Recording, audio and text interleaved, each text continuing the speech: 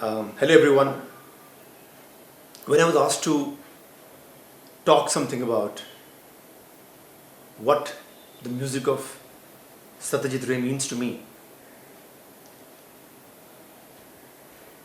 I was a little stumped because I'm still learning. In our country, there is no music school for composers. You have for singers, you have for instrumentalists, but there is nothing for composers. So whatever is there is what we learn from. And I have always observed and watched Ray's films, and especially his use of music, almost like Eklavya did, from far. But just each time I see a film of his, I rediscover his technique. If this was not these extraordinary times of the pandemic, I would have loved to sit down with you with the instruments and talk to you about certain techniques that Ray used, but we're all adapting, I guess. So I'll try and share with you the philosophy and the ideology that I think Ray had towards music, and what he felt the music, the role that music needs to play in films, and some of that how I have used in some of the work that I have done. So I'll start this conversation with a film home video actually, which I saw somebody who had shot on a 16mm camera about Ray directing a scene. I think the film was Wtih, and there was a scene in which a lady brings a cup of tea, and the main character is sitting there reading a newspaper, and she tells him a dialogue. He answers back, and it's a cut. And this is how I saw Ray was directing the scene. He was into the camera looking, and he says, lights, action, camera.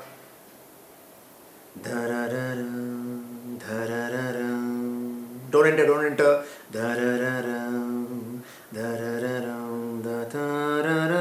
Enter.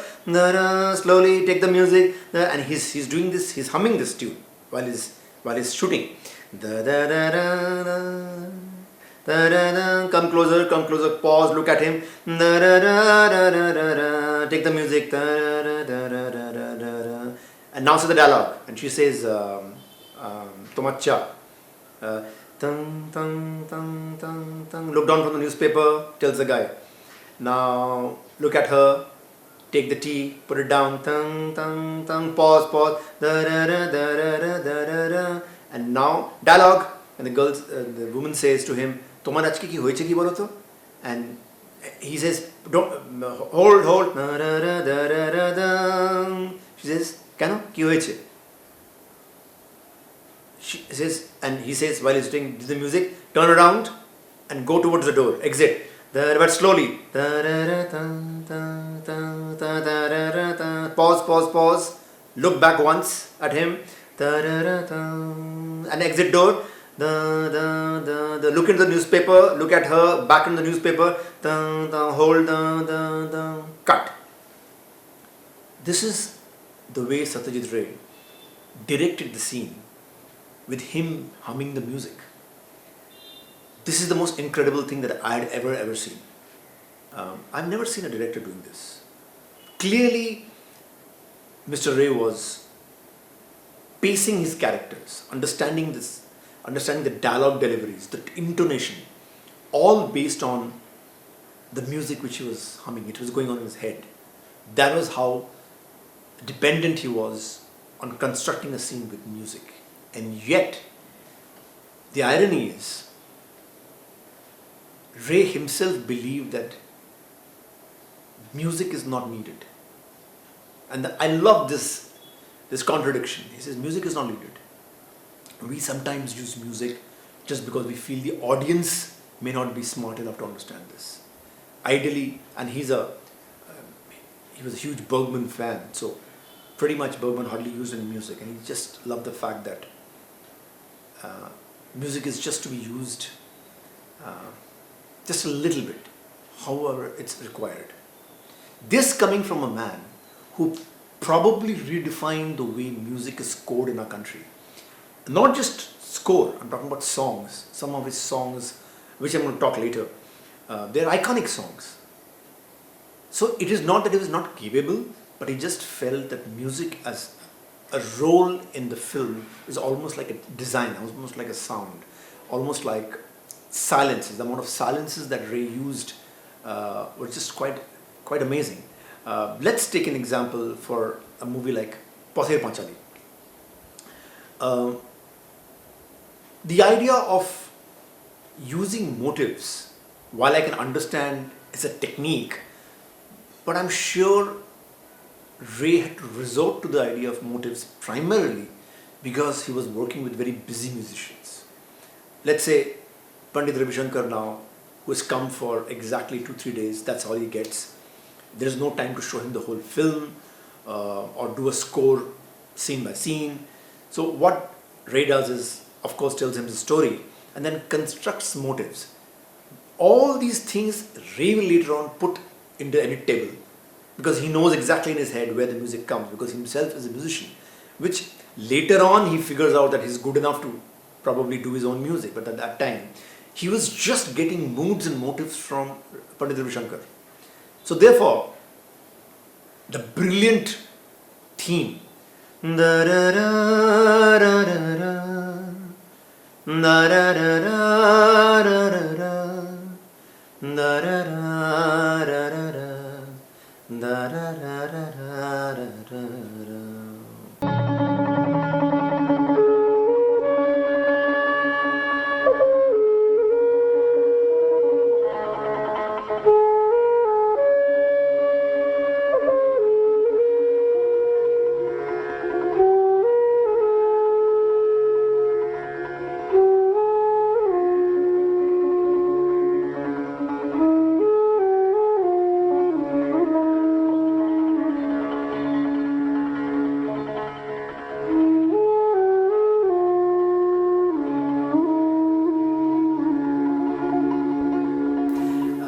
Pather Panchali is a very famous novel. Vibhuti Bhushan Bandhavadaya's cult story, and of course Pandit Ravi Shankar knew about this. So even before he met Satyajit Ray, he had this motive in his head, Village India, and the innocence of this tune comes from Village India. But there was no time to properly, scene by scene, kind of look at it from a composer's point of view. So there was just one motive, just one tune. How Ray placed it in the edit table is actually what made the film. So here's an amazing thing, that it is not just creating music with the composer. As a director, where you use it and how you use it, it's quite amazing. The whole sequence where Durga and Oppu are watching the train sequence, that Kash Phool sequence, it's a Bresson moment of black and white wizardry by Subrata Mitra on camera. Any normal thinking director, this is the classic place, wide angle for music. There is nothing here. There's only the sound of the electric wire, okay, which is overhead, and the wind, and the train coming from far. Just comes far. It's almost like a painting. No music, nothing. And it just goes by. The entire scene is recreated with natural sounds.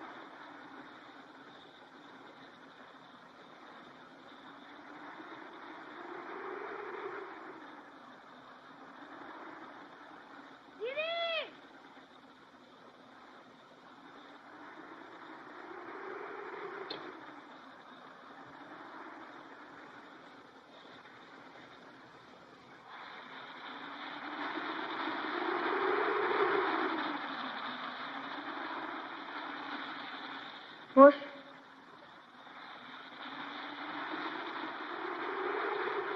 খানা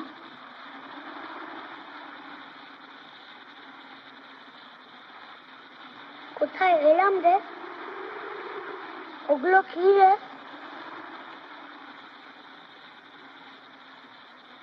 মা যদি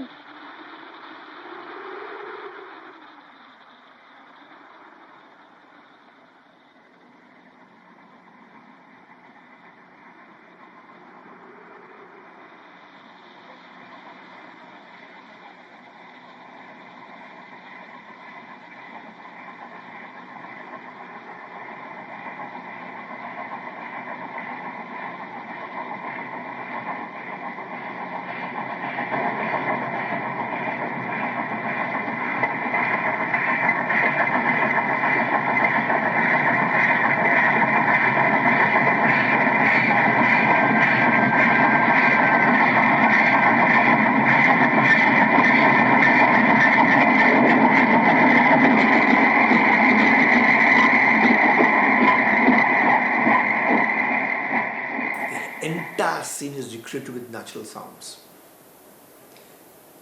I think when a Ray film, sound and music is both one. I don't think so Ray ever looked at it separately, which is why he could use it so smartly, intelligently and sparingly, both of these things. Later on, for example, this is an incredible example of the other paradigm of Ray. Gupiga and Bhagavan, his grandfather's story. There is a sequence which is called Wtih, this dance of the ghosts. I find it fascinating that Ray could have created all kinds of orchestral work around this scene, and you have examples of world cinema where ghost sequences are in a particular way looked at. But I think here the quirkiness of the situation, it was a children's story, it was fantasy, yet there was a ghost sequence. He wanted to create the ghost sequence in a way which didn't create fear but created fantasy. You have to understand this differentiation. Ray is coming from a family of people, including his father, who were masters at communicating with children. So they knew the differentiation between fear and fantasy. So this ghost sequence, which could have easily been a fear sequence for children, what does he do with music? He creates a tal kacheri. What does a tal kacheri means? An amalgamation of north and south musical percussion instruments. So you have mridangam, you have ghatam, you have pakhawad, you have the morchang, and he creates this tal kacheri, which actually we hear in classical music always. He uses that motive to create this dance of the ghost sequence. As an idea, absolutely over the top, but for the film, absolutely apt.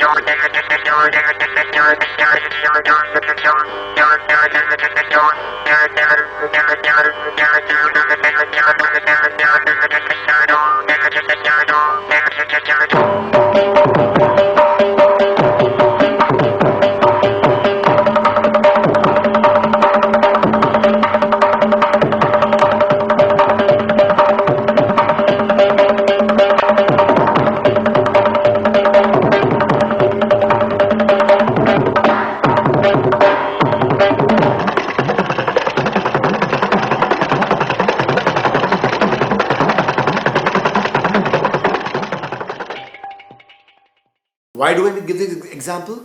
Because Ray could do both. He could create fantasy and absolutely over the top fantasy, and Gupiga and Bhagavan is an example of that. Later on, a film like Hero Kraj Addeshi again, there's a a song called Daya Karo Bag Mama, Khama Karo Bag Mama, where both these characters are suddenly they find a tiger in the room and there's a song there. It's crazy. Coming from a man who actually doesn't believe in music. But this is Ray, constantly playing with both. What is right for this? It's a children's film, so you can do these things. You can do these mad things. I have always, that's why I say it's a constant discovery. I've always understood one thing, that I think first and foremost, the reason why Ray is using a music in a film, he's doing it from a story point of view, absolutely, or the character point of view.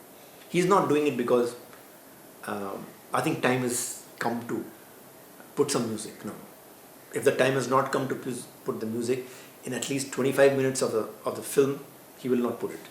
And I think that is the boldness, and that is the surety of Satyajit Ray, which astounds me, is that in a world and universe in India, which is entertainment and song and dance and music is part of our entertainment and films all throughout, Ray had this clarity that my films, music will not be for entertainment, it will be to tell a story. When I was doing a movie called Parinita, which was a 60s story on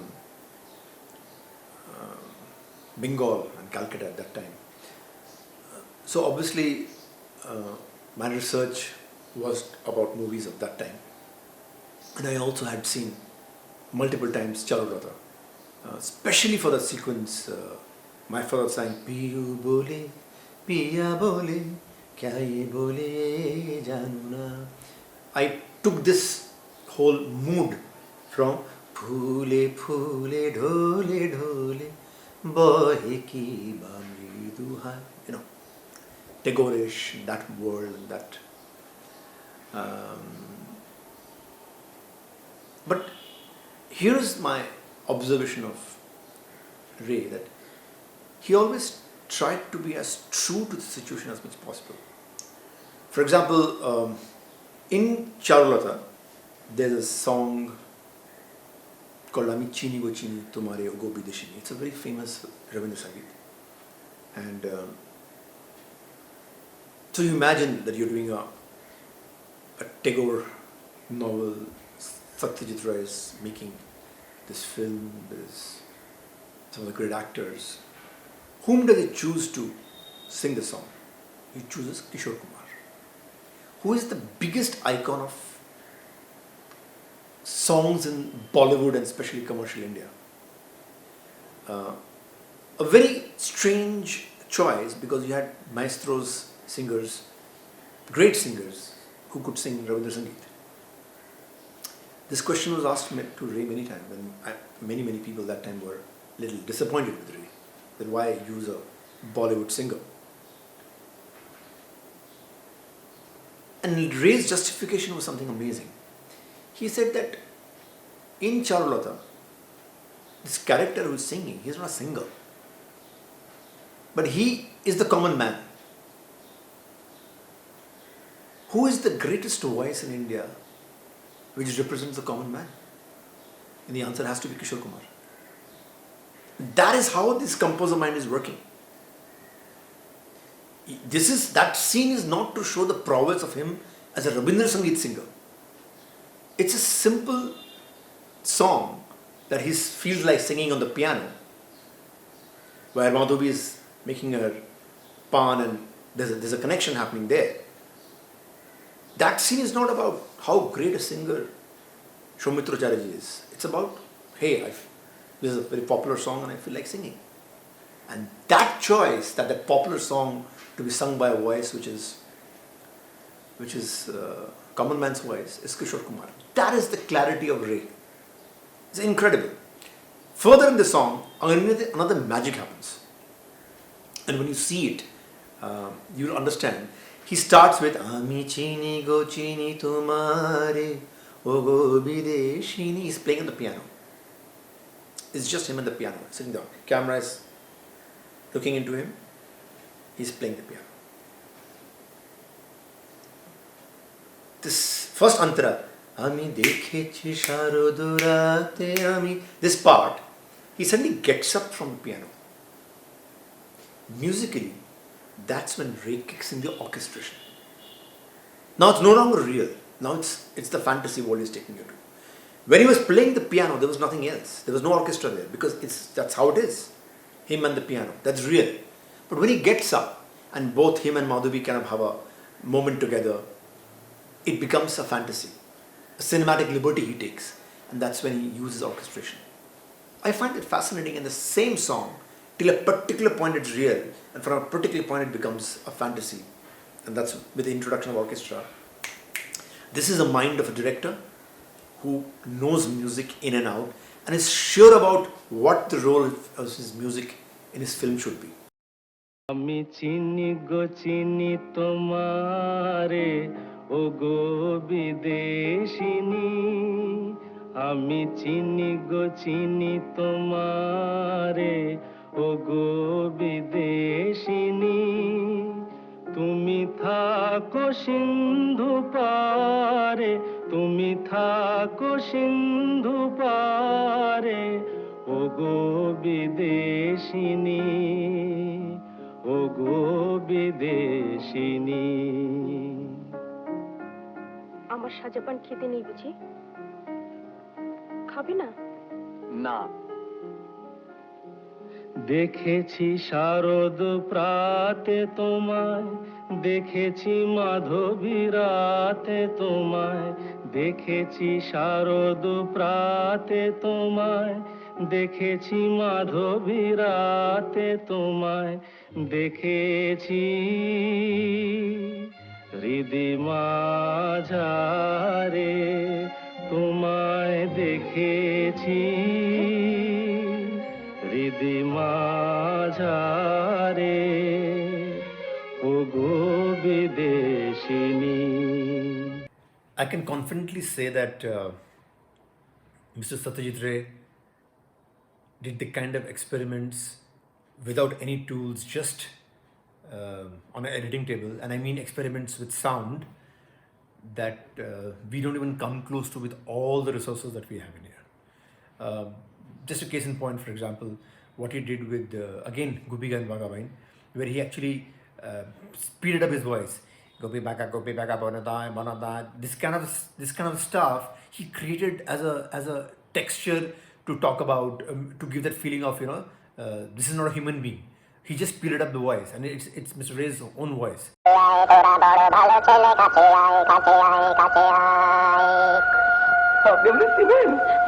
আপনি আমাদের নাম জানেন? নাম জানি ধর্ম জানি সব জানি রাজা দিল দূর করে ঠাই নেই কোথা যাবি কি বা খাবি জানা নেই সত্যি রাজা মশাই, আমাদের বড্ড দুঃখ, কিছু করবো কিছু বুঝতে পারছি না। আমি আছি বলতো রাজা খুশি হলে ভরবি তিনবার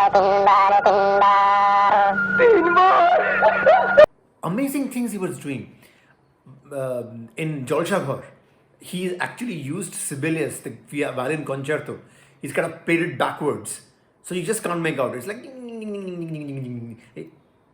there's some kind of disturbance. On top of that, of course, there is a Shehnai and Sarangi playing, but the bass is reverse Sibelius playing. Can you imagine this kind of experimentations Mr. Ray was doing from his record collection and all that, just because he wanted a narrative for his scenes, because he didn't have proper music design. And I think, thank God, there was no proper music design, because I think the best of Ray and his creation came out through these improvisations.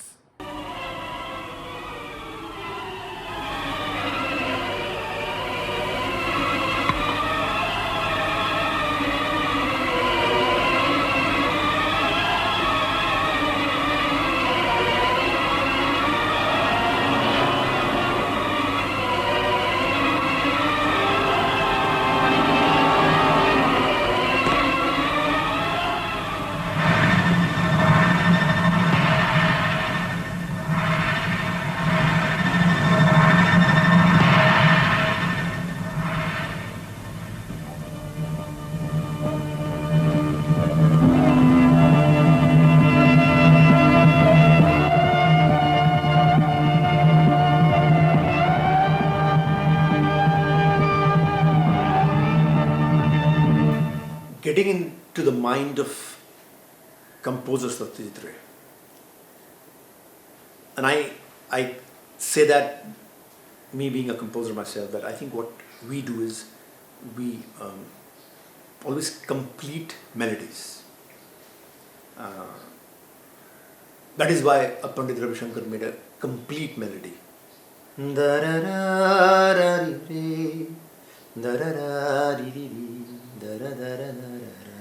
This is how a composer thinks, who is not a film composer as such, is a musician. I think Ray started having problems with complete musicality. Because for him, as I told you, it's still a communication. It's like a sound and a music together. And sometimes the complete melody kind of took him away from focus. So the case in point, many of Ray's music later on were almost two-note motifs. Tang dang tang dang dang dang tang dang dang dang dang dang dang dang dang dang dang dang dang dang dang dang dang dang dang. That's it. Maybe a sitar playing it or a strings playing it. There's no melody. Yet, when it goes with the scene, it just works beautifully. So, I think the reason why Ray became a composer, because he could not make a musician understand that I don't want a full melody cycle. I just want 2-3 notes, cascading notes, that's it. So he was almost forced to become his own composer, primarily because maybe it's insulting to a musician that, okay, he's not asking me to complete a whole melody at all. But no, this was his communication style.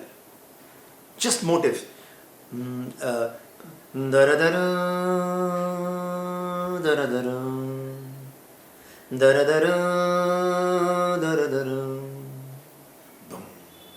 crack, boom, crack. Just loose things put together.